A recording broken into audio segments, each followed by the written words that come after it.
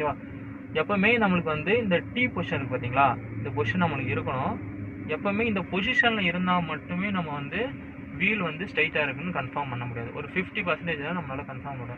இன்னொரு 50% நம்ம எப்படி கன்ஃபார்ம் பண்ணலாம்னா மூவ்மெண்ட்டு. ஓகேவா. இந்த மாதிரி காரை நம்ம ஸ்ட்ரைட்டாக நிப்பாட்டிட்டு மூவ்மெண்ட் கொடுத்து பார்க்கணும். ஓகேவா. ஃபஸ்ட்டு கியர் போடுங்க.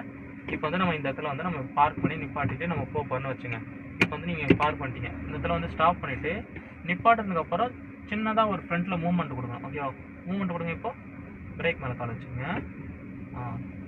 கொஞ்சமாக மூவ்மெண்ட் கொடுங்க. மூவ்மெண்ட் கொடுங்க. ஸ்டாப். எப்படி போகுது காரு?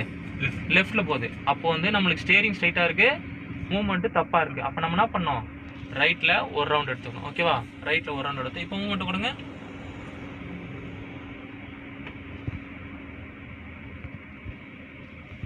ஸ்டாப். இப்போ எப்படி இருக்குது மூவ்மெண்ட்டு? ஸ்ட்ரைட்டாக இருக்குது. ஓகேவா. இதே மாதிரி நம்ம எப்போவுமே ஸ்டியரிங் ஸ்ட்ரைட் பொசிஷனில் வச்சுட்டு மூவ்மெண்ட் நம்ம கொடுத்து பார்க்கணும். அப்போ தான் நம்மளுக்கு லெஃப்ட்டில் போதா ரைட்டில் போதா. இப்போ நம்ம லெஃப்ட்டில் போவோம், ரைட்டில் ஒரு ரவுண்ட் எடுத்தோம். அதே ரைட்டில் போயிடுச்சுன்னா லெஃப்ட்டில் ஒரு ரவுண்ட் எடுத்து ஸ்டடி பண்ணணும். ஓகேவா. இந்த மாதிரி நம்ம ஸ்டியரிங்கை ஸ்டடியாக வச்சுட்டு மூவ்மெண்ட் கொடுத்து பார்க்கணும். அப்படி மூவ்மெண்ட் கொடுத்தா மட்டும் தான் நம்மளுக்கு வந்து வீல் வந்து ஸ்ட்ரைட்டாக இருக்கா இல்லையான்னு தெரியும். ஓகேவா. இதை வச்சு நம்ம கண்டுபிடிச்சிக்கலாம் ஸ்டியரிங் வீல் ஸ்ட்ரைட்டாக இருக்குது. ஓகேவா. ஓகே.